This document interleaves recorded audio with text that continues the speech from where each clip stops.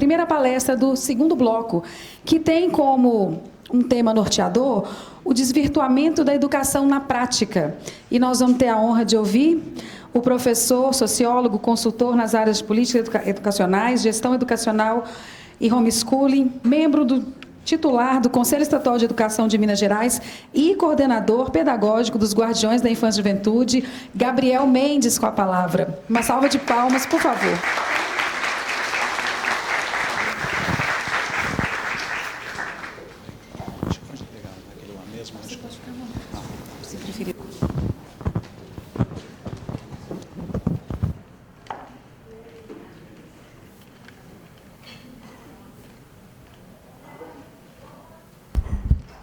Muito bom dia. Quero agradecer mais uma vez o convite dos Guardiões para estar nesse evento tão importante, dizer que é um prazer rever pessoas que eu considero tanto e conhecer também pessoas aqui nesse dia.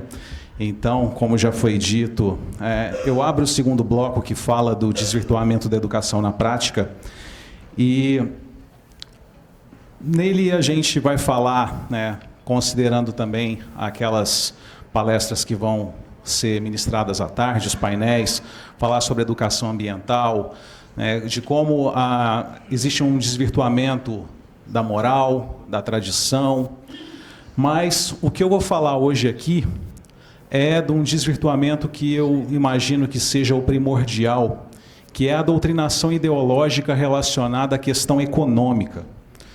Além disso, vou falar também sobre como o controle estatal prejudica uma educação de qualidade.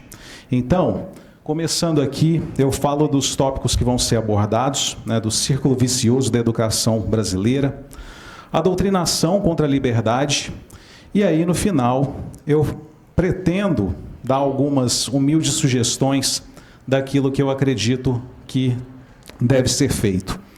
E aí, quando eu falo de círculo vicioso, eu quero mostrar que o problema da educação está em todas as esferas de ensino, em todas as modalidades de ensino. Então, nós temos algumas dificuldades até para pensar qual seria o maior problema da educação.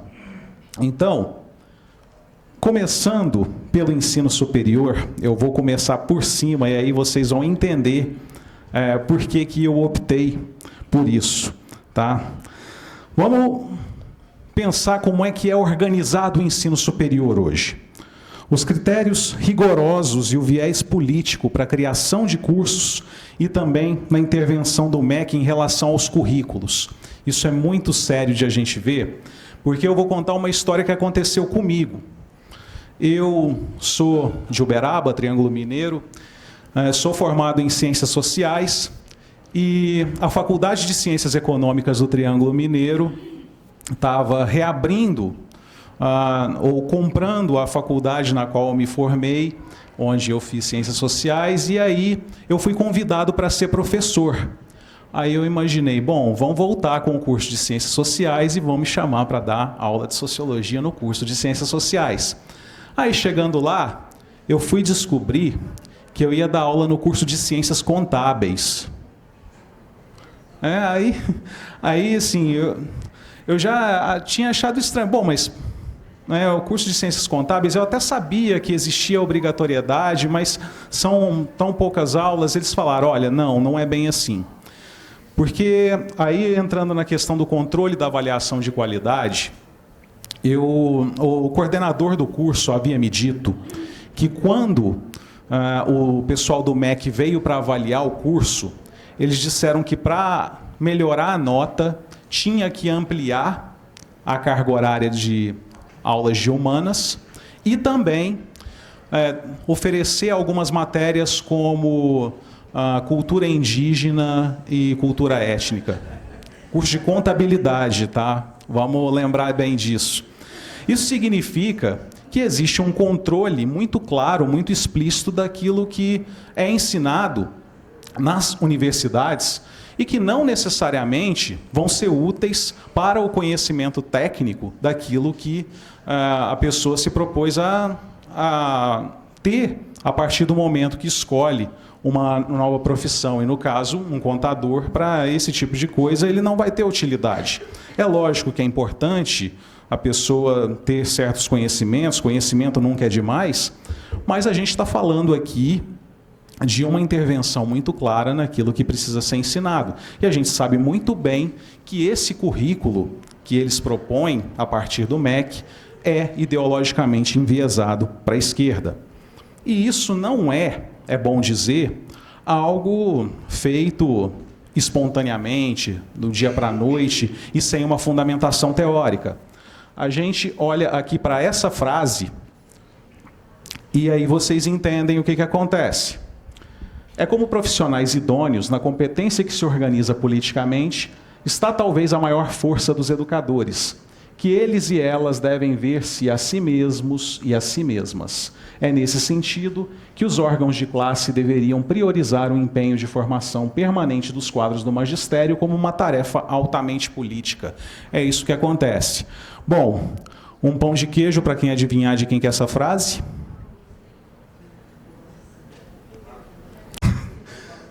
Eu ouvi aqui alguém falar, foi Paulo Freire, ele mesmo. Então, assim, o patrono da educação, ele demonstra que a educação ela é uma tarefa política e em relação a isso que eles desejam que a educação seja formada. E você percebe aqui nesse livro, A Educação como um Ato Político Partidário, que é escrito entre outras pessoas, o próprio Paulo Freire, Florestan Fernandes, Moacir Gadotti e Luiz Inácio Lula da Silva. Então, bom, isso é o que está dito aqui, que ele escreveu. Se foi ele mesmo, eu não sei.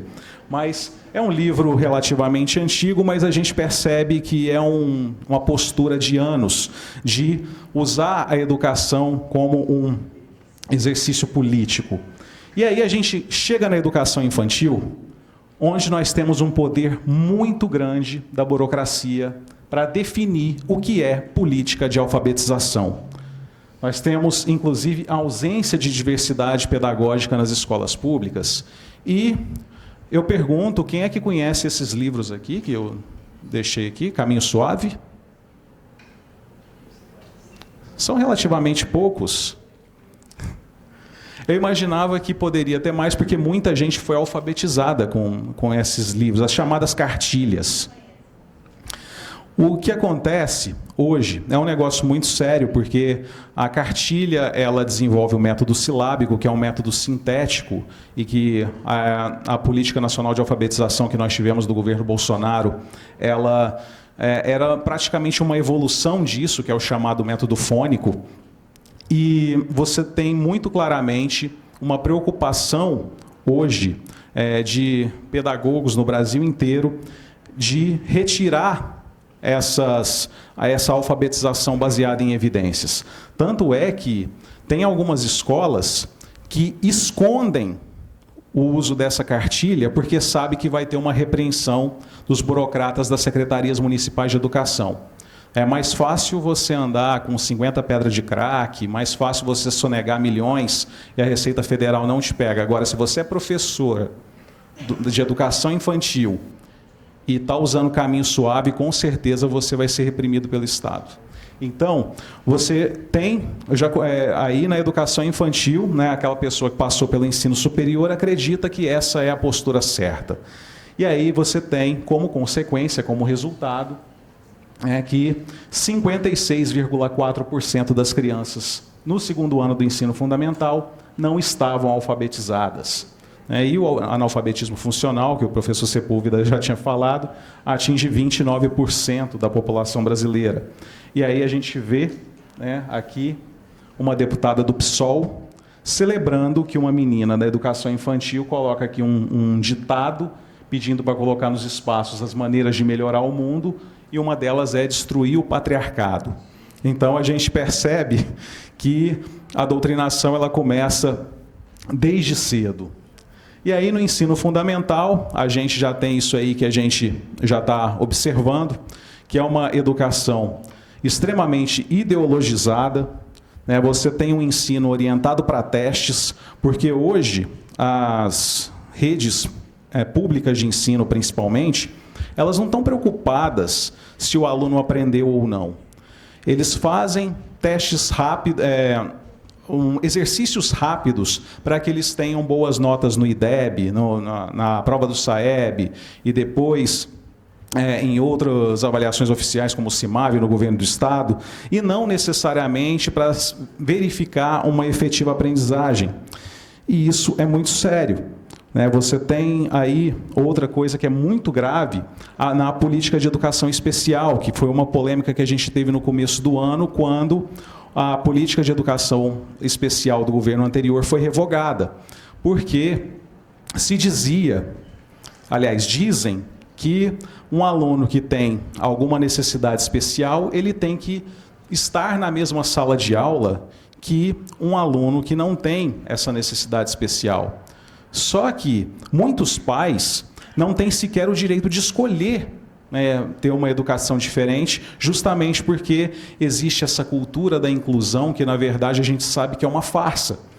Então, você tendo esses problemas, você acaba tendo aí uma doutrinação que ela acaba indo contra preceitos econômicos básicos. A gente estava falando aqui da questão da doutrinação moral, da questão da doutrinação anticristã, e a doutrinação anti-livre mercado, ela vai nessa mesma esteira.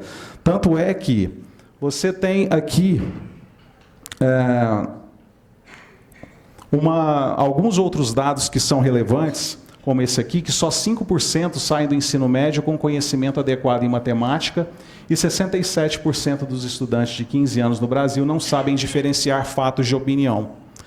E aí, esse é um dado que é muito grave também, porque tem até alguns vídeos interessantes na internet de pessoas debatendo, você está lá dando dados, e a pessoa simplesmente fala do lado, eu não concordo. Ou seja, as pessoas elas estão se recusando, inclusive, a enxergar aquilo que está na frente delas, aquilo que é concreto.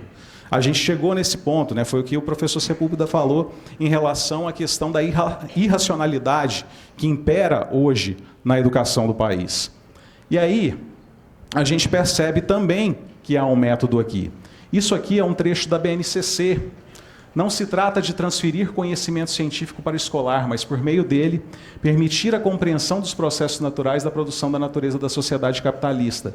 Nesse sentido, ao compreender o contexto da natureza vivida e apropriada pelos processos socioeconômicos e culturais, os alunos constroem criticidade, fator fundamental de autonomia para a vida da escola.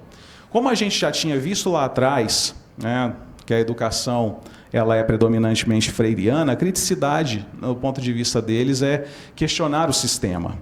E aí o que a gente tem é esse tipo de coisa aqui. Muitas pessoas já devem conhecer esse quadro, que é de um livro de história de ensino fundamental, onde você tem, no capitalismo, trabalhadores sofrendo com um patrão altaneiro, com o nariz em pé, e aqui você tem trabalhadores felizes no socialismo, que essa fábrica pertence a toda a sociedade, porque eles trabalham para nós mesmos. A gente sabe que é, obviamente, uma mentira, mas é isso que é ensinado desde de pequeno para as crianças. E ainda falam aqui algumas mentiras, de que o objetivo da economia é o bem-estar da sociedade, quando, na verdade, é só financiar o governo. É isso que acontece. E, detalhe, isso aí é ensino fundamental, anos finais.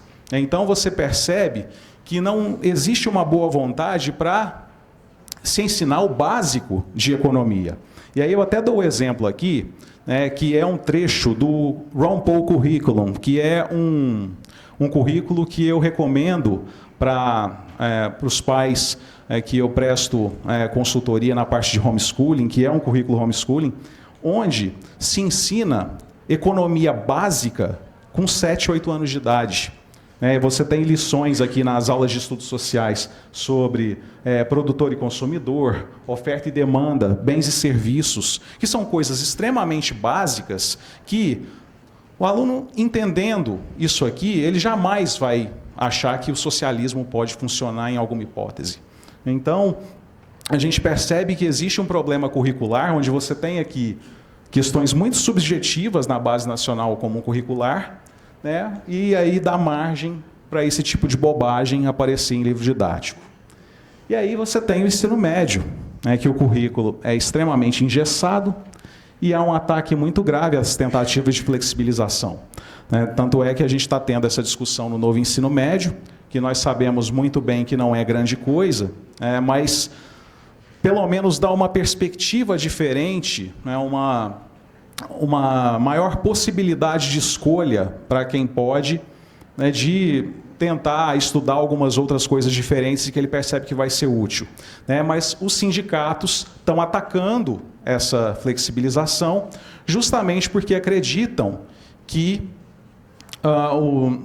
essa flexibilização pode fazer com que as pessoas estudem menos ciências humanas, por exemplo. E aí, obviamente, eu não estou falando que estudar ciências humanas é ruim, até porque eu sou de humanas. O ponto é que o currículo que está sendo proposto hoje, ele é claramente enviesado e a gente precisa fazer diversas mudanças em relação a isso. E aí, lógico, o monopólio dos exames de admissão para a universidade, que é algo que acontece porque hoje praticamente toda educação, todo acesso à educação superior é feito pelo Enem. E tem que fazer o Enem e ler essas bobagens aqui para que o jovem acabe ingressando na universidade. Isso é um problema muito sério e que a gente precisa estar atento, porque nós temos também consequências em relação a isso. Opa, parou de passar?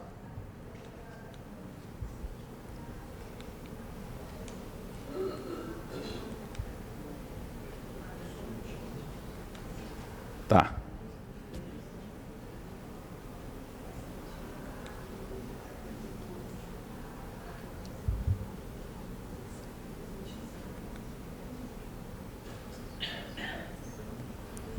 Se clicar o próximo já vai.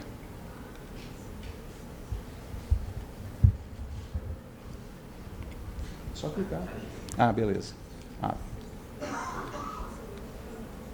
E aí, eu volto na questão da BNCC, porque no ensino médio da BNCC, o que você estuda nas ciências humanas, né, tem aqui um descritor de uma habilidade que um aluno de ensino médio deve aprender, que é analisar e avaliar criticamente os impactos econômicos e socioambientais de cadeias produtivas ligadas à exploração de recursos naturais e às atividades agropecuárias em diferentes ambientes e escalas de análise, considerando o modo de vida das populações locais, entre elas as indígenas, quilombolas e demais comunidades tradicionais, suas práticas agroextrativistas e o compromisso com a sustentabilidade. Quem está acompanhando a discussão do CONAS sabe muito bem disso, que existe um claro anseio da esquerda de atacar o agronegócio. Isso já foi falado aqui agora há pouco pela doutora Ludmila, também disso. E aí você percebe aqui, ó, a consequência disso. Livros didáticos têm quase 60% a mais de citações negativas sobre o agro. Então, esse é um problema também que precisa ser atacado. É um problema que não pode ser negado por aqueles que defendem a liberdade, porque existe um motivo, claro, para atacar o agro. Se não me engano, foi o professor Sepúlveda que falou da questão do interior de Minas, da forma com que as pessoas vivem e não se conformarem, porque essas pessoas sabem que é especialmente no interior, onde esse tipo de modismo contra as tradições, eles são mais difíceis de chegar do que nas capitais. E o agro hoje tem sido um polo de resistência do Brasil, não apenas econômico, mas também cultural. E eles sabem disso. Então, é por isso que eles atuam dessa forma e fazem de tudo para fazer com que a gente tenha aí uma visão diferente daquilo que é a real. E aí vocês pensam, bom, eu voltei para o ensino superior. É porque é justamente isso que acontece. O que a gente está falando aqui é um círculo vicioso, né? A pessoa vai para a faculdade, aprende todas aquelas baboseiras, vai virar professor na educação infantil, no ensino fundamental e no ensino médio, e replica para os alunos que vão fazer faculdade depois e ouvir esses absurdos e acabar assimilando esses absurdos. Então, o nosso propósito é quebrar esse círculo vicioso. E aí eu pergunto, o que deve ser feito? Então, nessa parte final, eu quero humildemente dar aqui algumas sugestões que eu acredito que pode ser interessante. A primeira delas foi até dito aqui no painel com a Claudinha, com a Lu e com o Thales, que é de melhorar as instituições de ensino a partir da mobilização dos pais. Já que foi dado como exemplo, né, na Fundação Torino do que aconteceu, e aí a gente vê isso acontecendo em vários lugares do Brasil. O Escola Sem Partido ajudou nessa mudança de visão dos pais. Várias pessoas começaram a perceber essa doutrinação ideológica e começaram, obviamente, a contestar. E isso é fundamental que não pare, muito pelo contrário, seja ainda mais intensificado nos próximos tempos. E aqui, participar de fóruns e instâncias de debate e decisão no poder público.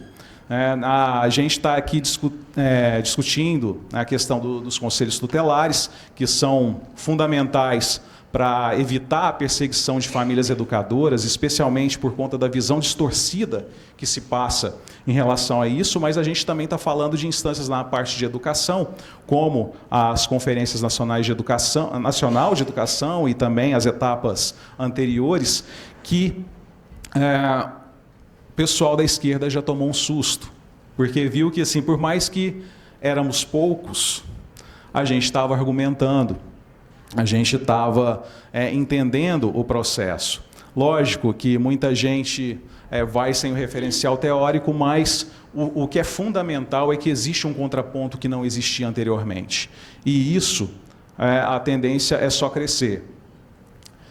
Esse eu deixei em caixa alta porque talvez seja o mais importante, pensando na perspectiva de ação de pai para filho, que é estar presente e dar exemplo. De nada adianta a gente pensar que a educação está errada se vocês acabarem terceirizando o papel que é de vocês para a escola. Até porque muitos dos jovens acabam dando sinais de que estão indo para um caminho errado, mas, infelizmente, pode ser não perceptível para vocês, mas há essa importância de vocês estarem sempre atentos a essa forma de ver que o seu filho eventualmente está trazendo da escola de um professor doutrinador. A gente tem várias formas de agir, e a gente tem que aproveitar todas elas. E aí a gente fala também de participar da vida intelectual dos filhos. Aí a gente fala aqui do homeschooling, do afterschooling. Lógico que a gente vai ser bombardeado por um monte de inutilidade da mídia, de influencers. Só que a gente pode pensar em alguma outra forma diferente. Eu estava, inclusive, até por coincidência, eu estava vendo um vídeo do Olavo de Carvalho antes de vir para cá, e ele estava falando que, assim, às vezes você se descontaminar disso é muito difícil, mas você pode fazer algo para ter uma visão diferente, Ele até fala que, bom, se você lê 2 páginas da Época, que é como ele falava da revista Época, então se você lê 2 páginas da Época, você lê 20 de Tolstói. Então, existe essa possibilidade de você atuar de uma maneira diferente e de mostrar para os seus filhos que é possível você ter uma vida intelectual, mesmo com você sendo bombardeado com tanta informação inútil. E aí aqui é a parte mais importante que eu vejo também, que muitas vezes a gente acaba esquecendo, que é a questão da resiliência e de uma resistência, digamos, passiva. Porque o que acontece? A gente tem um problema muito sério, e tem até algumas pessoas, até de direita, que contestam a informação de que não existe doutrinação nas universidades. Até porque a gente está tratando de pessoas adultas, e as pessoas adultas, elas são responsáveis por si e tal. Só que, na fala da Paula, eu percebi algo que é muito comum, especialmente quando eu vi com alunos, colegas depois de pós-graduação, que é uma coisa que a gente percebe que muitas pessoas que acabam indo para a esquerda, elas têm um problema assim, de fraqueza moral e às vezes até de uma carência afetiva, justamente porque elas têm uma necessidade de estar em grupo. Só que nem todo mundo é forte, como a Paula estava explicando, não é todo mundo que tem essa mesma consistência moral. E por mais que elas percebam que muitas vezes não é bem aquilo que ela acredita, mas ela quer estar em grupo, ela quer pertencer. E isso é algo muito comum nas universidades, especialmente porque nós não estamos criando pessoas para a maturidade, né? E aí acaba tendo esse problema que é muito sério. Então, além da participação da vida intelectual dos filhos, a gente tem que pensar na educação moral também. E aí eu lembro até da minha história, porque eu vejo os meus pais que eles não participaram muito da minha vida intelectual, mas participaram da minha vida moral. E aí, quando adolescente, eu era uma pessoa de esquerda. Aí algumas pessoas que estão aqui até já conhecem a história, e eu não sou mais de esquerda graças ao Eduardo Suplicy. E vou explicar por quê.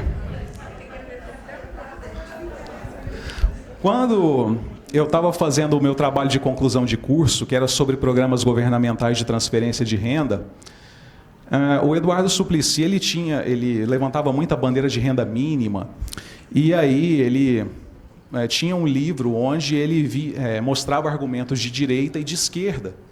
E aí ele mostrou algumas teorias de Hayek e Milton Friedman que referendavam a renda mínima. E aí eu comecei a ler o que eles tinham mostrado, e aí esses caras falam coisa com coisa. Vou estudar. E aí, para eu me descontaminar, foi ligeiramente tranquilo, porque eu comecei a perceber que as coisas são diferentes. Agora, não é todo mundo que vai ter essa percepção. Até por isso que a gente precisa ter essa atenção especial no que pode acontecer, só que tem um detalhe, aí que entra a questão da resiliência e da resistência passiva, né? Com toda a deferência que eu possa ter ao trabalho contra a doutrinação ideológica que o Gustavo Geyer faz, melhor dizendo, eu me lembro de uma coisa que ele falou um dia depois da prova do Enem. Ele falou um negócio que a filha dele teria problema se ela fosse bem no Enem. Aí eu falei, bom, não precisa chegar a tanto, né? É lógico que ele também fez um exagero retórico, evidentemente, né? E aí a gente precisa levar em consideração que, assim, não é porque nós temos um sistema educacional horrível que a gente não pode burlá-lo. Inclusive, a gente fala aqui de resistência passiva, porque eu me lembro que, assim, essa discussão do Enem, ela tomou uma forma muito absurda por esses dias, mas eu tenho acompanhado as bobagens que são escritas no Enem já tem pelo menos uns 15 anos. Tá? E eu até me lembro aqui dos temas de redação, para mim o mais grave não é o problema da redação em si, do tema, e sim o que eles usam de critério para dar as maiores notas. Por exemplo, nós tivemos em 2014 ou 2015, se não me engano, uma redação para falar a respeito de proibição da publicidade infantil. E aí eu me lembro que as 32 redações que receberam nota 1000 eram contrárias aliás, elas eram favoráveis à proibição, melhor dizendo, e elas tinham argumentos declaradamente marxistas. Ou seja, tinha até uma técnica para fazer. Agora, não é porque você às vezes é contra isso que você não pode saber escrever dessa forma. Tanto é que nessa época, já há uns 10 anos, né, tinha muito essa coisa de falar nas redes sociais, gente, tem que esquerdar na prova, né? Então, assim, o que a gente pode fazer é, olha, A verdade é essa. Mas no Enem o pessoal quer que você escreva isso. Não há problema nenhum. Agora, até porque, por mais que a gente pense que é importante a gente questionar o sistema, tem algumas coisas que infelizmente são inevitáveis. A gente precisa de um papel para ser médico, para ser engenheiro, para ser um operador do direito. Nós precisamos de bons médicos, bons engenheiros e bons operadores do direito que tenham um compromisso moral parecido ou igual àqueles que nós temos, que hoje é algo que está faltando muito. E como eu estava falando em exageros retóricos, eu quero encerrar a minha fala com, na verdade, um vídeo. E aí, só explicar do que se trata esse vídeo. É um vídeo de uma série americana que retrata um personagem chamado Ron Swanson, que é um libertário que trabalha numa prefeitura de uma pequena cidade americana. E aí, um vídeo que é relativamente famoso dele, ele explicando para uma menina o que é o Estado.